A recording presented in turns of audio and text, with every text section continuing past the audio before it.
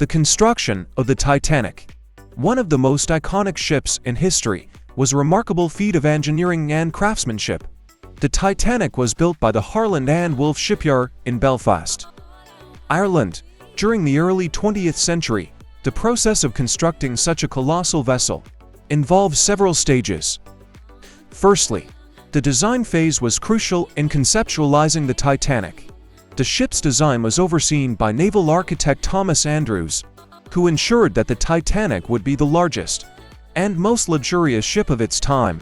The design incorporated the latest technological advancements, such as a double-bottomed hull and watertight compartments, to enhance safety.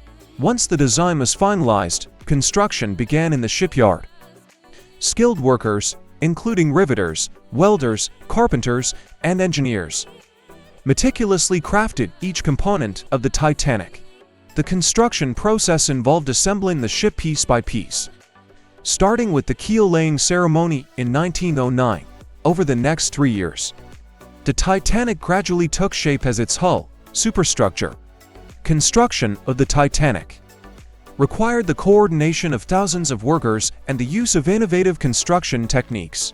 The shipyard employed cutting-edge technology, such as hydraulic riveting machines, to expedite the assembly process. Despite the enormous scale of the project, the builders meticulously adhered to the highest standards.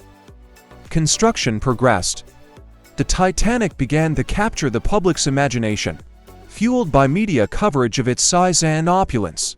The ship's grandeur was exemplified by its lavish amenities, including luxurious cabins, ornate dining rooms, and state-of-the-art facilities. The Titanic was not only a marvel of engineering but also a symbol of the Gilded Age's success. After years of meticulous construction, the Titanic was completed and launched into the water on May 31, 1911. The launch ceremony was a momentous occasion, attended by thousands of spectators who marveled at the sheer size and majesty of the ship.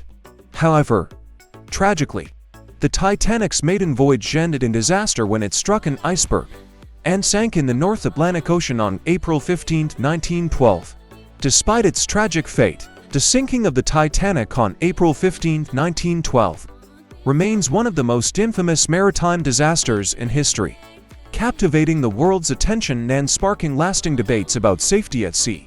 The Titanic, a British passenger liner touted as unsinkable, struck an iceberg during its maiden voyage from Southampton to New York City, leading to the loss of over 1,500 lives and leaving an indelible mark on maritime history. The Titanic's ill-fated voyage began on April 10, 1912, as it departed Southampton, England, bound for New York City.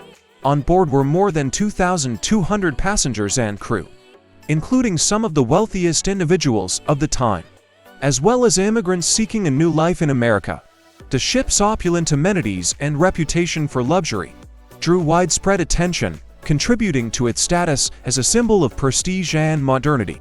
As the Titanic sailed across the North Atlantic, it received several iceberg warnings from other ships in the area.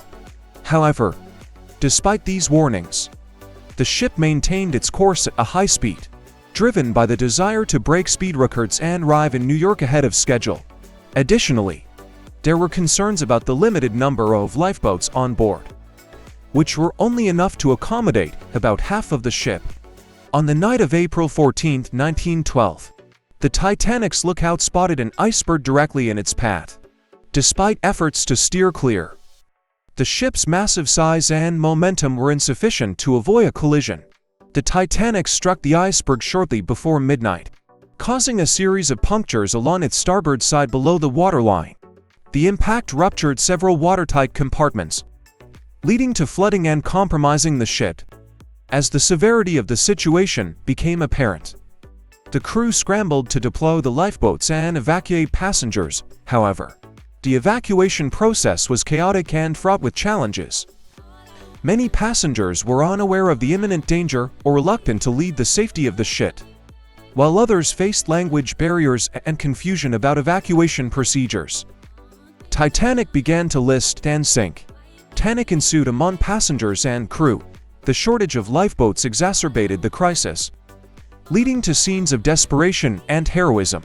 As people struggled to secure a place on the limited number of lifeboats, women and children were given priority for evacuation, although many men chose to remain behind to allow others to escape.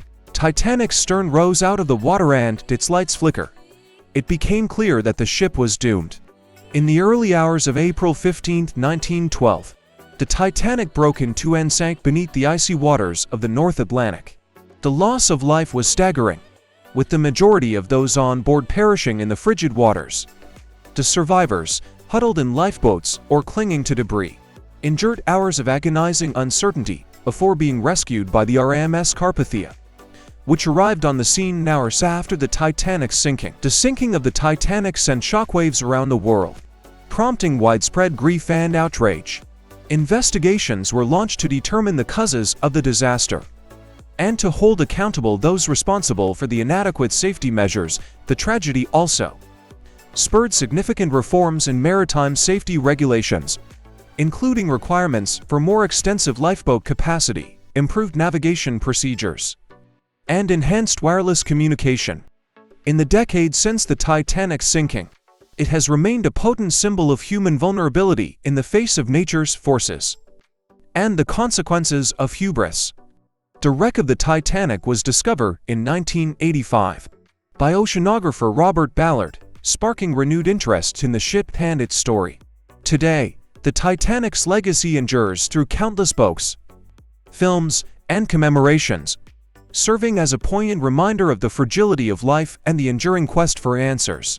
In the depths of the sea. Last update in January 2022. The condition of the Titanic at the bottom of the sea is deteriorating due to various factors, including corrosion, microbial activity, and natural decay. Since its discovery in 1985 by oceanographer Robert Ballard, the Titanic wreck has been subjected to the harsh environment of the North Atlantic Ocean, nearly 12,000 feet below the surface. The extreme pressure, cold temperatures, and lack of sunlight have contributed to the ongoing degradation of the ship's structure. Despite efforts to preserve the Titanic wreck, including legal protection under international agreements and guidelines established by UNESCO, the site continues to face threats from human activity and natural processes. Salvage operations, souvenir hunting, and tourism have all taken their toll on the wreck, with artifacts being removed and the site disturbed. Additionally, the Titanic wreck is vulnerable to damage from deep-sea currents, marine life, and geological activity. Scientists and researchers have conducted numerous expeditions to study the Titanic wreck and document its condition over the years. Advanced imaging technologies, such as sonar mapping, 3D modeling, and remotely operated vehicles (ROVs), have provided valuable insights into the ship's deterioration and the surrounding ecosystem. These studies have revealed the gradual collapse of sections of the wreck, including the iconic bow and stern, as well as the dispersal of debris across the ocean floor. Efforts to preserve the Titanic wreck for future generations have focused on non-intrusive measures, such as creating virtual tours and educational resources, rather than physical intervention. The Titanic wreck remains a protected maritime memorial site, and there are ongoing discussions about the ethical and practical considerations of future conservation efforts. Ultimately, the fate of the Titanic at the bottom of the sea serves as a poignant reminder of the impermanence of human endeavors and the enduring mysteries of the deep ocean. The sinking of the Titanic in 1912 prompted significant changes to maritime regulations and safety standards, leading to the implementation of new rules aimed at preventing similar disasters.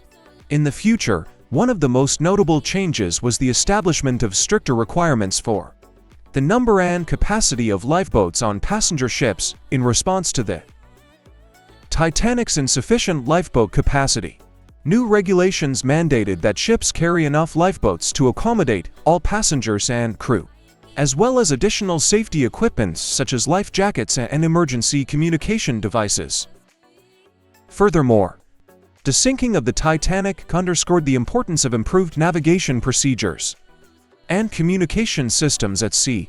As a result, there were advancements in maritime technology, including the widespread adoption of wireless telegraphy on ships to enhance communication with shore stations, and other vessels. Additionally, the disaster prompted the establishment of international conventions and organizations focused on maritime safety, such as the International Convention for the Safety of Life at Sea (SOLAS), which continues to set standards for ship design, construction, and operation to this day.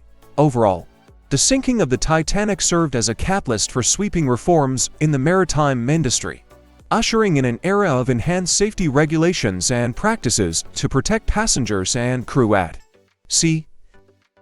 Thank you for watching this video. Please subscribe, like, and share. Bye-bye.